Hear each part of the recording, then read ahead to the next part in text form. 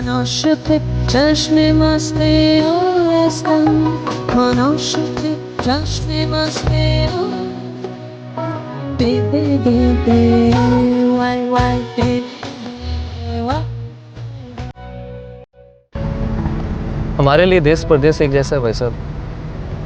ना वहाँ कोई अपना, ना यहाँ कोई। मट्टी अपनी हो ना तो सब अपना ही होता है। कभी ना कभी जड़ें फूट ही जाएगा।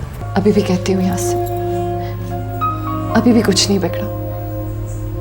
यहाँ से कहीं भाग चलते हैं, बहुत दूर। कुल ना मेरा कोई आगे है ना पीछे, और तुम भी कश्तियां जला के आई हो। इन हालात में हमने जो भी घर बनाया वो कच्चा और नापायदार होगा। नहीं नहीं खाला, आज मैंने शैम्पू लगाया है। अच्छा, शैम्पू लगा के आई है? नजर तो नहीं आ रहा। हाँ खाला, ऐसे कैसे? धोकर आई हूँ। अच्छा चलो अंदर आओ।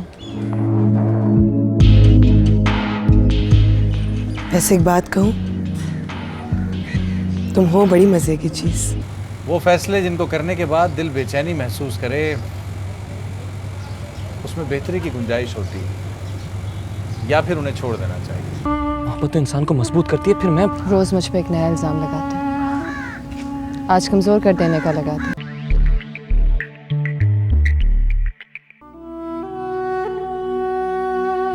आखिर तुम बताते क्यों नहीं हो कि तुम्हारे दिल में है क्या? क्यों इतने उखड़े उखड़े रहते हो मुझसे? तुम्हें नहीं पता?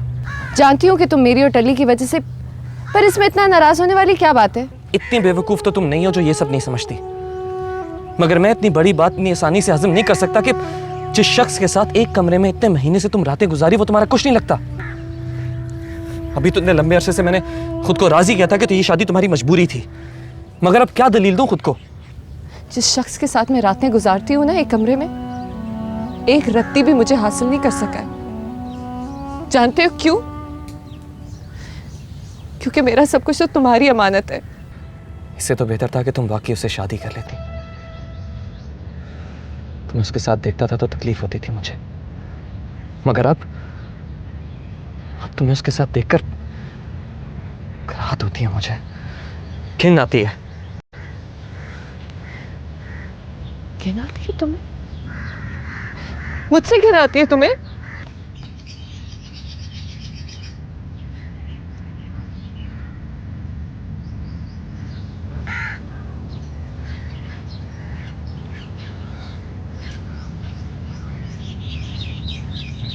जिस स्कूल को मैंने चाहा था,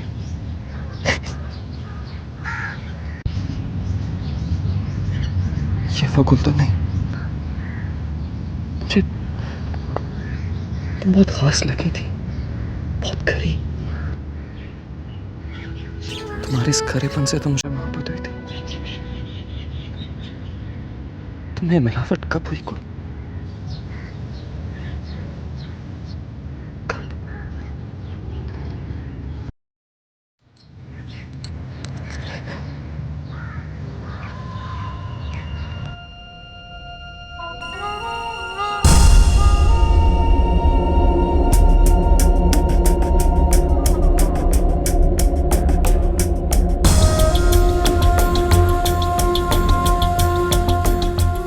ये खुल का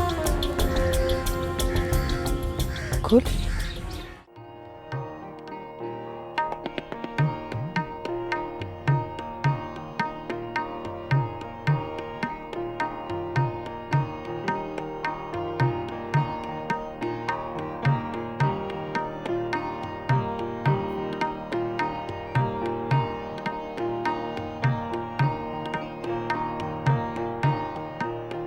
वैसे एक बात बताओ, तुम बोर तो नहीं हुई? बच्चों को खेलता हुआ देख रही थी। हाय सच्ची गुल, तुम बहुत अच्छी हो। अगर तुम मेरे साथ नहीं आती ना, मुझे तो बिल्कुल इजाजत नहीं मिलती। थैंक यू गुल। कोई बात नहीं, गुल मोहब्बत करने वालों के लिए कुछ भी कर सकती। हाय वैसे एक बात बताओ, तुमने कभी मोहब्बत की है क्या? कभी कब नहीं किए। जैसे तस्बीह का एक एक दाना गिरता है ना, मेरी हर सांस के साथ उसकी मोहब्बत का एक दाना गिरता है। वाह, बड़ी तूफानी मोहब्बत की है।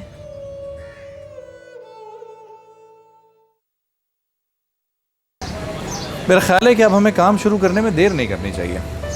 कल जुमे का दिन है और कोई भी काम शुरू करने के लिए जुमे का दिन बहुत मुबारक है।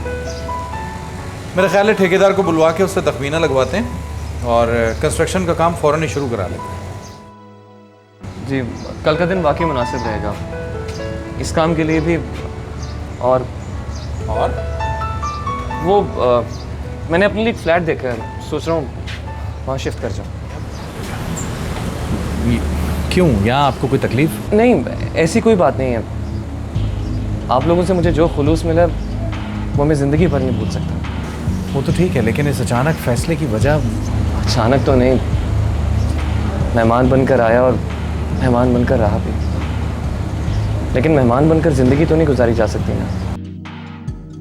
अब जब आपके कहने पर यहाँ जड़ें जमाने का फैसला कर लिया तो अपने घर की बुनियाद भी रख लेने दें।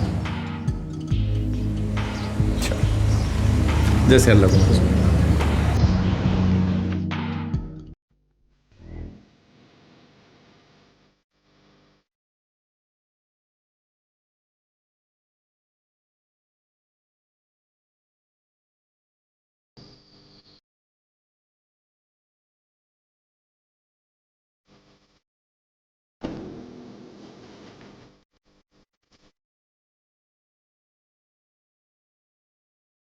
तो ये था वो फैसला जो तुम मुझे सुनाने वाले थे?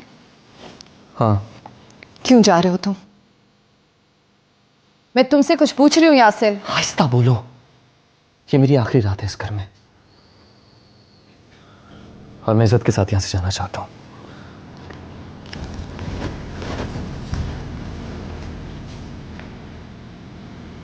क्यों जा रहे हो तुम? तो क्या चाहती हो तुम?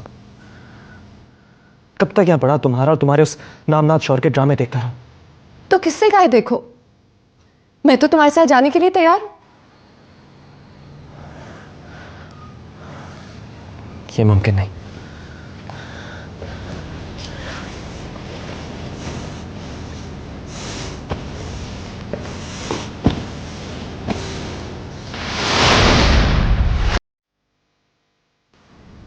ये मुमकिन नहीं? क्यों मुमकिन नहीं है? आहिस्ता बोलो।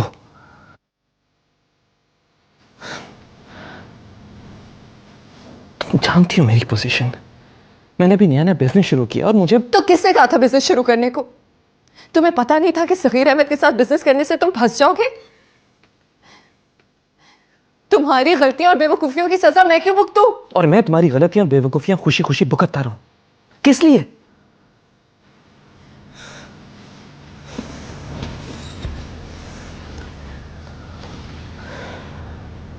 छोड़ दो सब कुछ यासिन, अभी भी कुछ नहीं बिगड़ा। मत जाओ।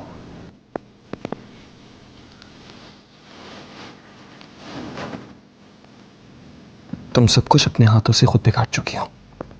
मुझे तो लगता है बिजनेस का बहाना करके तुम मुझसे जान छुड़ाना चाहते हो। तुम तो मुझे लेने आए थे रियाज से, फिर मुझे छोड़ के कैसे जा सकते? मैं इस दलदल में तुम्हारी वजह से उतरी हूं। अच्छा,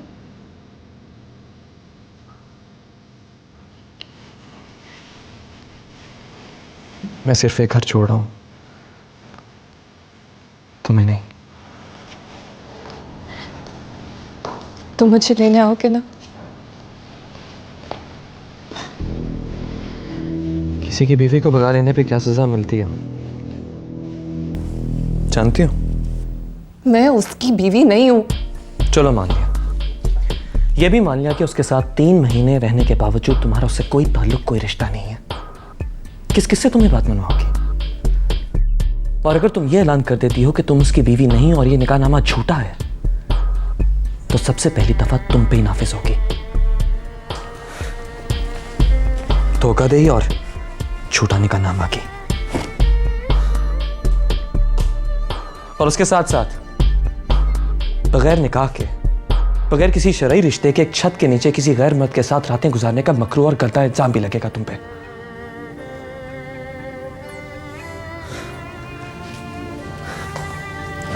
देखो कुल, अगर तुम इन सब से बचने के लिए उस झूठे निकाह पर सच का पर्दा डालना चाहते हो तो तुम्हें मुझसे मिलने के लिए थोड़ा इंतजार करना होगा। कितना इंतजार करूं? बताओ। निकाह का झांसा दे सकते हो उसे तो किसी तरह उसके मुंह से तलाक भी दिलवा लो। तलाक? मगर वो मुश्किल है, जानता हूं, लेकिन इसके सिवा और कोई हल कबूल नहीं है मुझे।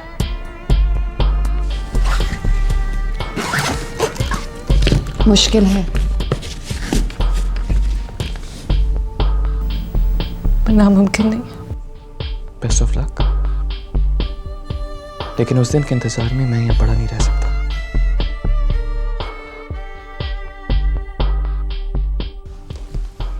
रुको यासिर,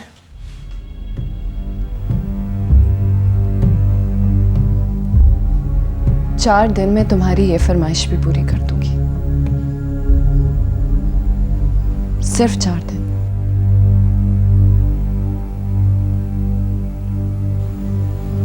फिर तुम गुल को लेने नहीं आओगे, गुल खुद तुम्हें लेने आएगी। सिर्फ 4 दिन।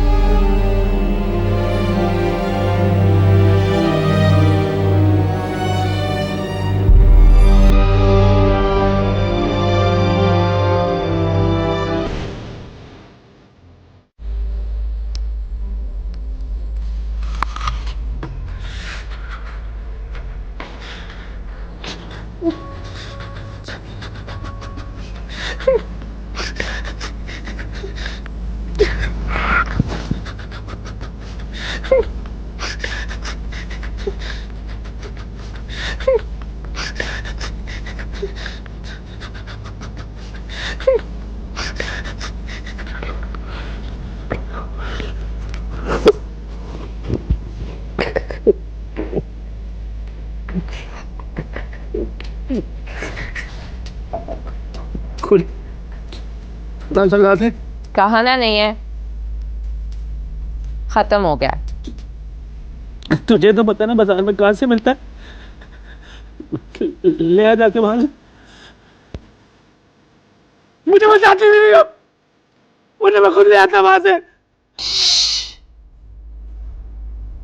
शोर ना कर टल्ली, मेरे सर में दर्द हो रहा है। मेरे सारे में दर्द हो रहा है। आगे वास्ते, आगे वास्ते, बाबा कायम साहब सरकार के वास्ते थोड़ा सा ला दे, जरा सा ला दे। अब कौन जाए इस वक्त लेने? मुझे बता, मैं ले आता हूँ वहां से।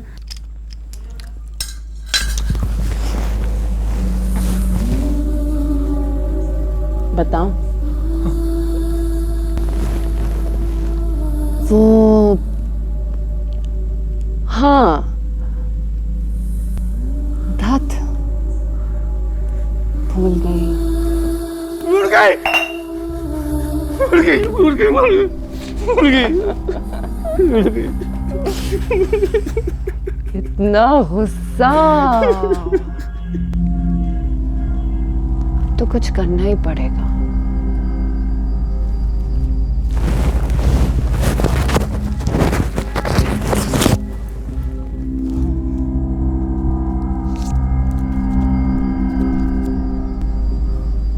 अगर मैं ये तुम्हें दे दूं तो तुम क्या करोगे? मैं तुझे जो बोलेगी वो करूंगा। और अगर ना दूं तो? तो मैं तुझे जान से मार दूंगा। वाकई? बाप रे, तो फिर तो देना ही पड़ेगा ना।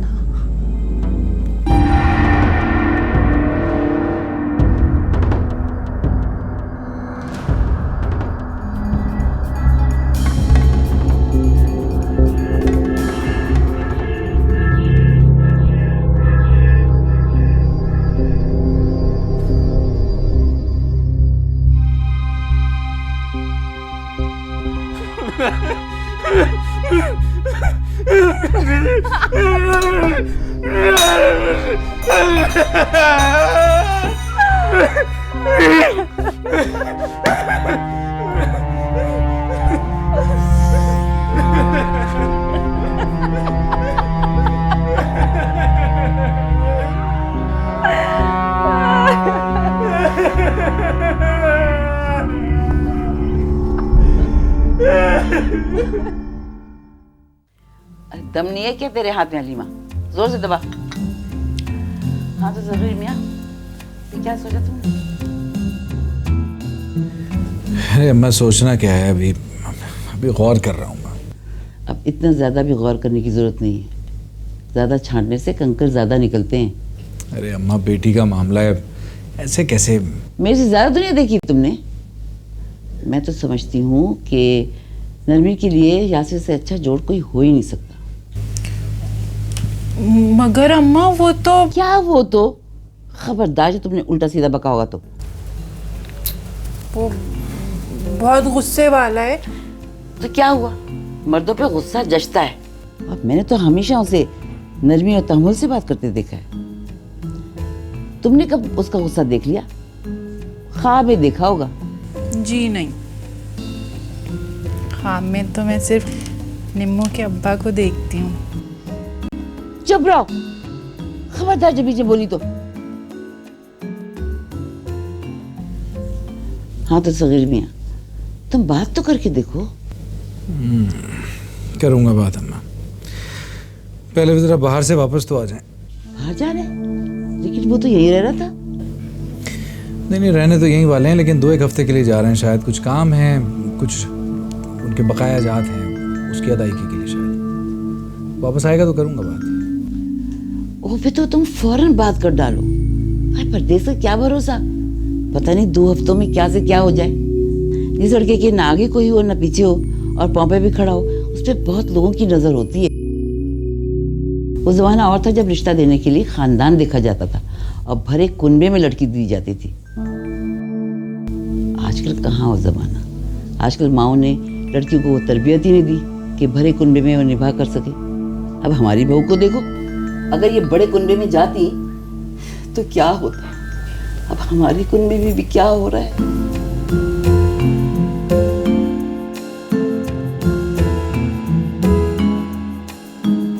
ये काम तो तुम वहाँ बैठ के भी कर सकते हो यार। फिर इसके लिए 2 हफ्ते और ख़ास तौर पे 2 लाख रुपए बर्बाद करने की क्या ज़रूरत है? टिकट पे भी इतना ही खर्चा होगा शायद। बाज़ औक़ात बड़े नुकसानात से बचने के लिए छोटे मोटे नुकसान करने पड़ते हैं। मेरे भाई खुलकर बात किया कर मुझसे। बस बातें ना ही खुलें तो अच्छा है। बस यूँ समझ लो कि मेरा फ़रार बहुत ज़रूरी है। तो फिर शादी कर दो, कहीं इधर उधर भागना नहीं पड़ेगा। पक्की जंजीर पड़ जाएगी पैरों में। 5 जंजीरें पाँव में नहीं, गले में पड़ जाती हैं। रहने दे यार, आज तेरा मूड मुझे बोर करने का है। इससे मेरी तरफ से खुदाफिज।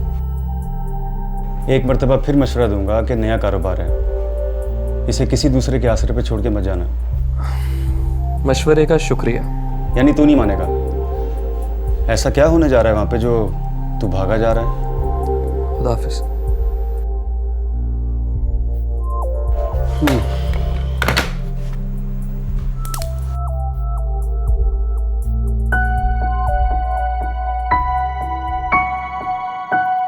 वहाँ नहीं, यहाँ होने वाला है, और मेरे ना होने से शायद।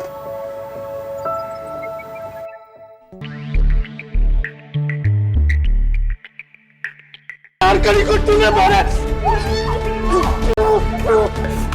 क्या तो कर दिया तूने। छोड़ो मत, कभी तक खुलाऊंगा। कितनी अच्छी तस्वीर आई है। मैं तो हुई जबरदस्त। ये तो मैं मानता हूँ, और एक एक से मनवाऊंगा। एक एक से? वैसे जाना चाहिए था तुझको उसका हाल चाल पता करने के लिए।